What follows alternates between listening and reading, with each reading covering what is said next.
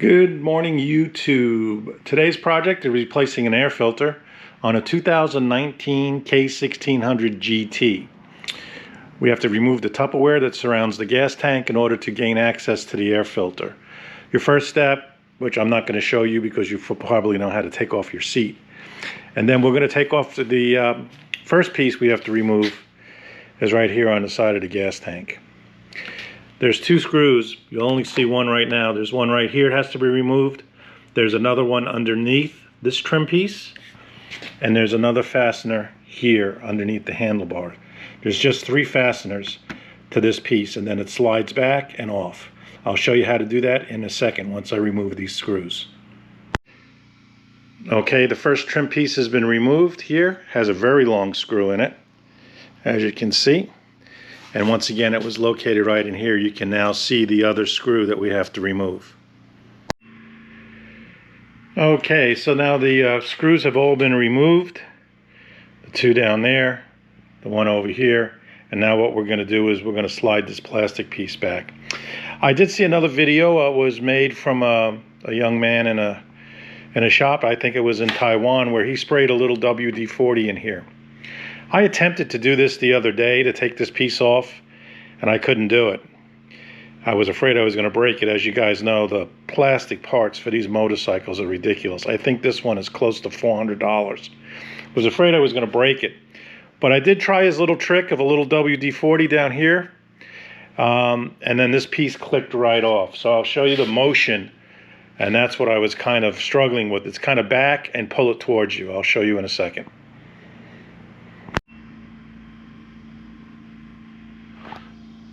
Now with the motion you want to use is you want to grab the part here, you want to slide it back, and then you want to pull it towards you. And it's stiff. There it is, starting to come, there you go. Comes off just like that. There's some tabs under here that click, and there's grooves here that this piece slides into, you can see here. So that kind of explains how it works. Once you get that off, we'll have some more screws to remove. I'll show you that in a second. Okay, so we've removed both sides from the top of the gas tank, and now our next step is going to be these 6 screws. There's 3 on each side. We're going to remove those, and then there's 5 screws down here underneath your seat, which you can see right here. 1, 2, 3, 4, 5. These screws are different lengths, so pay attention to where they go. We'll take these out, and I'll show you how to take the centerpiece off. Just a quick note, guys. There's a couple of different length screws. You can see the longer screw in my hand, and then there's 2 shorter ones. The longer screws go here in the front. The shorter screws go here in the back. So the 2 short ones here, long one in the front. The same is true for down here by the gas tank underneath the seat. The ones on the far edges are the long ones. The one in the center is long, and the one on this far edge is long. The other ones are short. Just a quick note. Okay, so we removed all the screws from the previous instruction, and now we have to remove this side panel. There are 2 screws here. I've already done it, but there's 2 screws here, one up under here. There's a little black pin that's in here, this little black thing, see it? You just pull it out. I actually was able to use my fingernail. Then there's more T25 screws, one up here, one on either side of the indicator, bottom and top of the indicator. There's a screw there. And then there's another screw here. And then the panel just lifts off. And then once you get underneath there, there's 2 screws that we have to remove that look like this. They're at the very top under here. I'll point to those in a second once I pick that panel, because I'm out of hands here.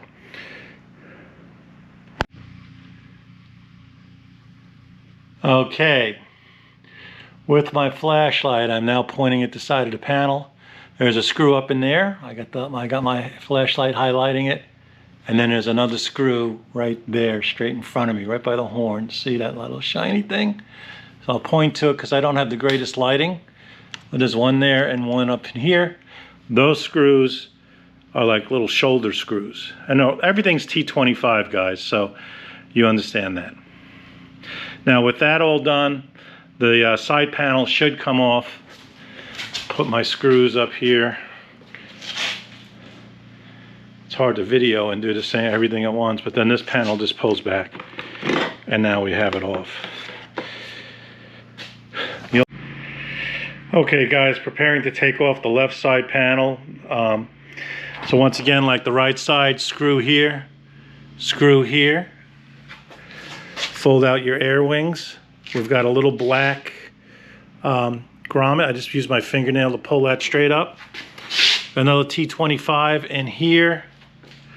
We got one again on top of the indicator, right up in there, and another one down in here. You'll see them. And then finally the one screw down there. That comes off, then just get your nails behind this thing and pull that panel off. Just want to point out something on these side panels so you know when you're trying to remove them what's going on. At the bottom here, where is it? Right here. There's a grommet that fits over a peg. It's just a little rubber grommet, see it? And that's on the other part on the bike. There's also a little clip here. It's like a tension clip, spring clip, whatever you want to call it. So when you pull this panel off, you're going to think, oh, I don't have all the screws. You just pull it with your, I get using my fingernails when I'm taking it off the bike, and it comes off. It just clicks right off. So if you get those screws that I mentioned in the previous clip, you'll get this. Okay guys, so with both the side panels off, we've got everything exposed. Now it's to get the center piece off. We removed all the screws in the previous step. There is a cable tie here that is holding this down now that all the screws are out, so we'll just cut that off right there.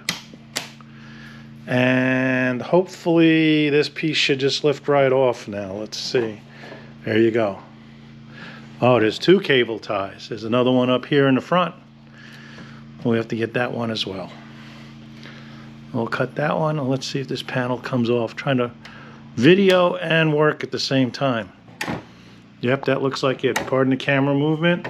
I don't want to drop these pieces because they're expensive. And there we go, air box is exposed. Okay, we'll carry on with the next step in a second. Okay, so we got 3 screws. The air filter is behind here.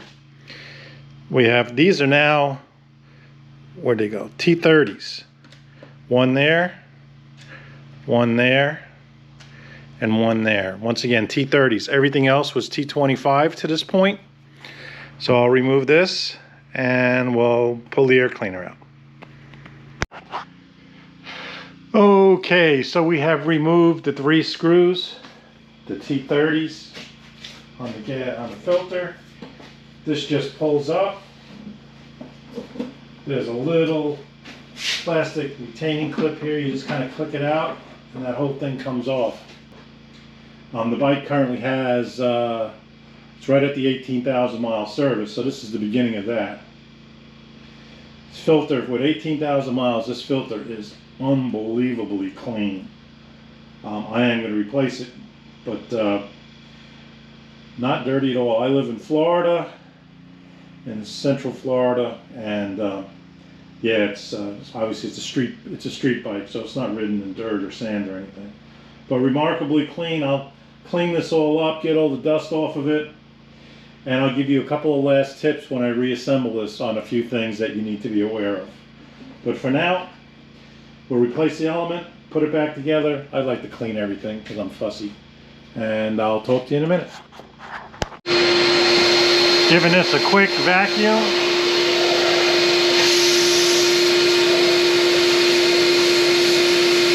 You don't want to use an airline here. You'll blow dirt into the intake. You want to be very careful you don't blow dirt into that. It's your intake. Fuel pump. Just give it a little vacuum, that's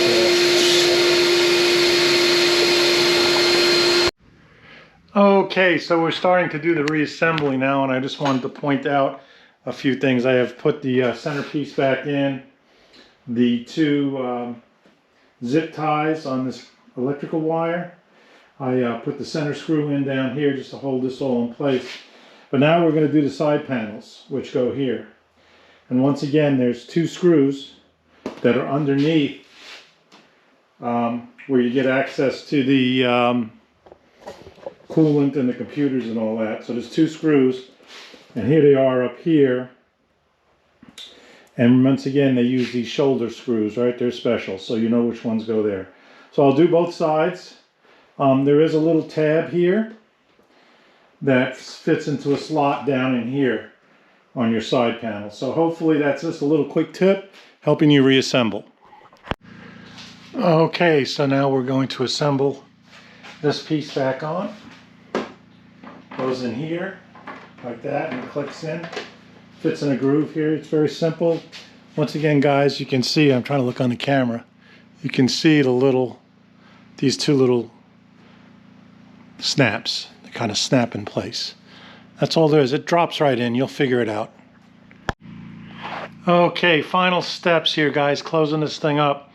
My last reassembly tip, just as a reminder. There's a little pin here. Plastic pin. Let me get my camera on it. Where is it? There it is. So that's a little plastic pin. Has to go over this rubber grommet on this side piece here, right? You got a little rubber grommet right down there. That's the first thing you want to put on, and then you want to place the panel in position and click it all in and put your screws in, and you'll be all done. Actually, not a bad job. Just be mindful of the screw lengths when you take them out. I kind of pointed those out to you. There's a couple of different lengths. But if you keep everything together, you shouldn't have any problems. I hope this video was helpful for you guys. It's not something I do professionally. I just threw this together. It's actually only my 3rd video, and it's probably one of my longest ones with the most edits. So hopefully it comes out well. And thanks for watching.